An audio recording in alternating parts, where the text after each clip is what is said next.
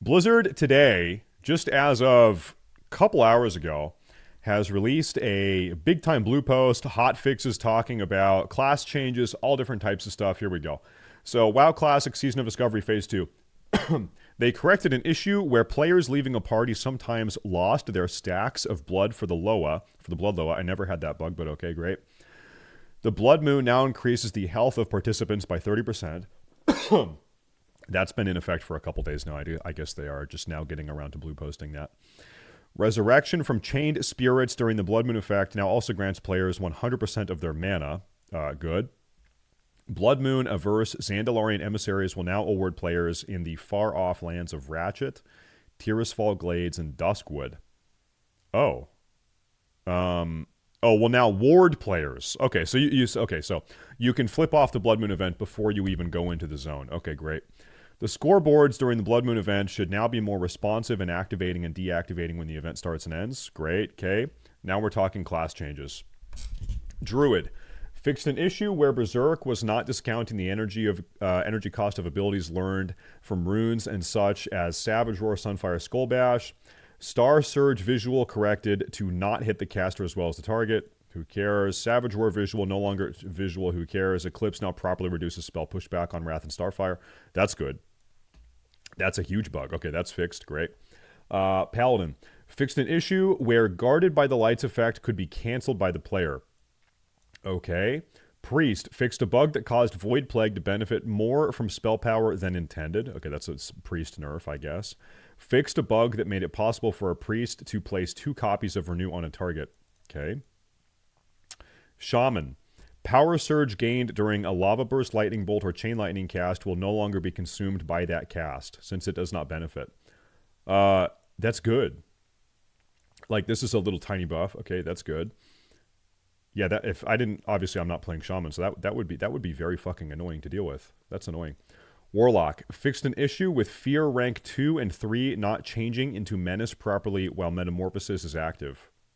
Oh. I didn't even know that. Wow. Okay.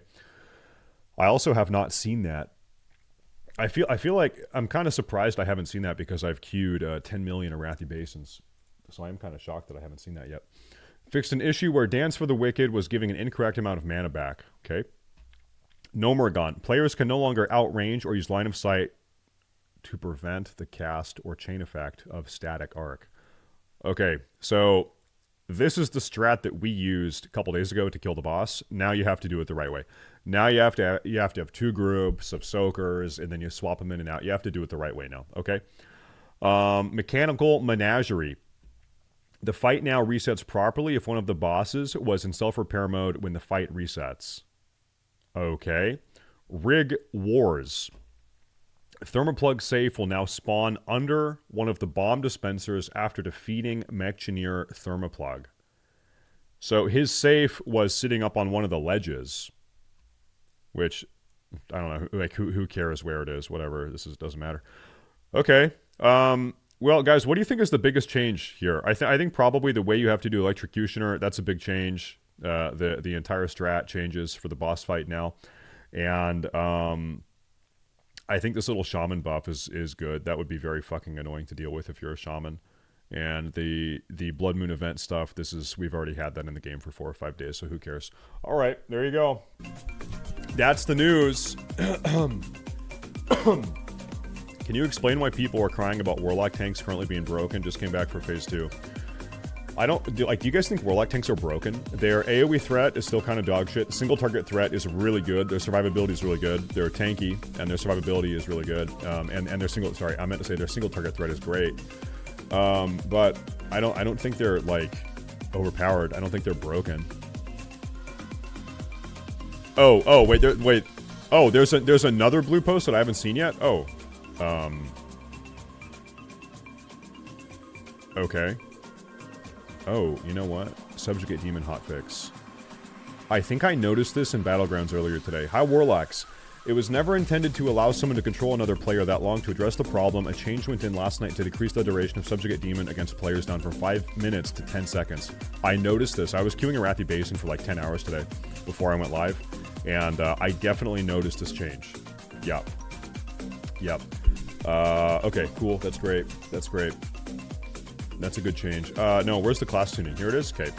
For some reason, it's not on Wowhead. Okay. Okay, 4 hours ago. This is actually the class tuning blue post.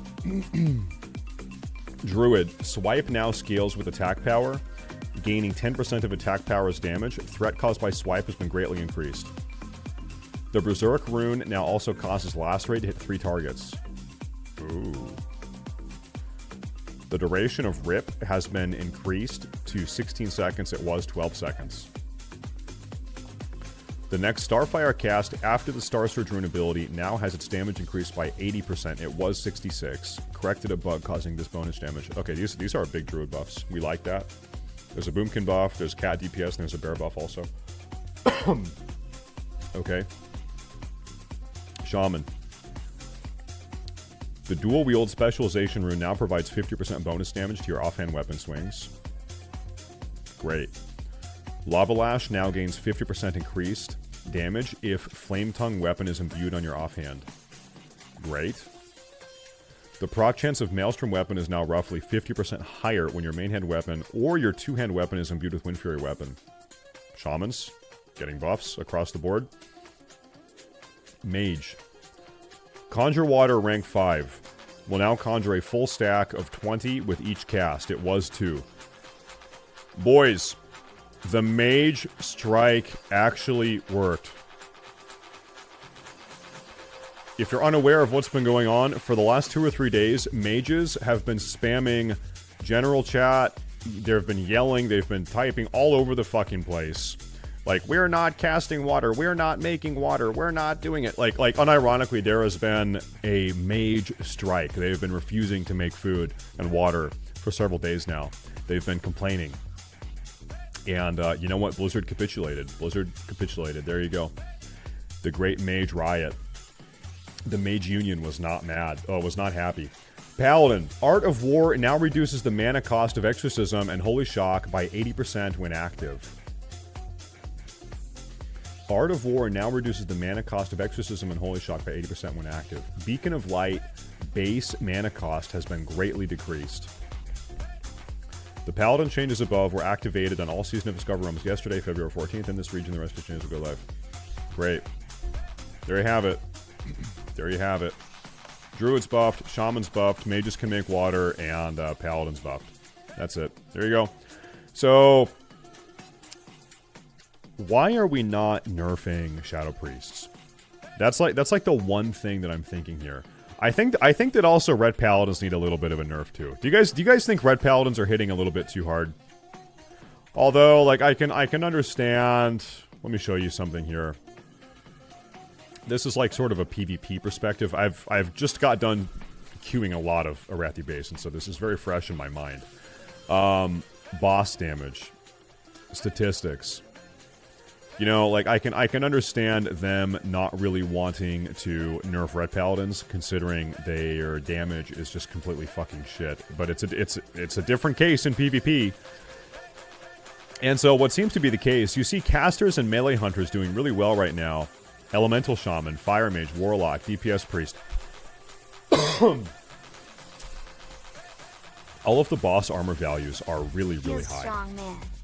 Really high. Yo, Rocksword, thank you, man. Thank you very much. Boss armor values are really, really high. In fact, probably too high. I think they will actually nerf boss armor values coming up pretty soon. And I think that's the big reason why melee DPS is having such a hard time. So just shave off a little bit of armor, and maybe that's going to solve the problem. I want to go boss by boss. All bosses. Okay, let me go Grubbus. On Grubbus. On Vicious Fallout. Okay, so listen, very clearly they need to do something about melee hunters. Can we all agree? Because melee hunters also, by the way, are not only a problem in raids, but they are a problem in PvP. Like, they are just a unilateral issue in the game right now. They are just too fucking good at everything. They're just too fucking good. Crowd Pummeler. There you go. Warlock's actually on top. DPS Priests and Hunters. Let me remember. Why is Crowd Pummeler so good? Why are Warlocks so good on Crowd Pummeler? I don't know, dude.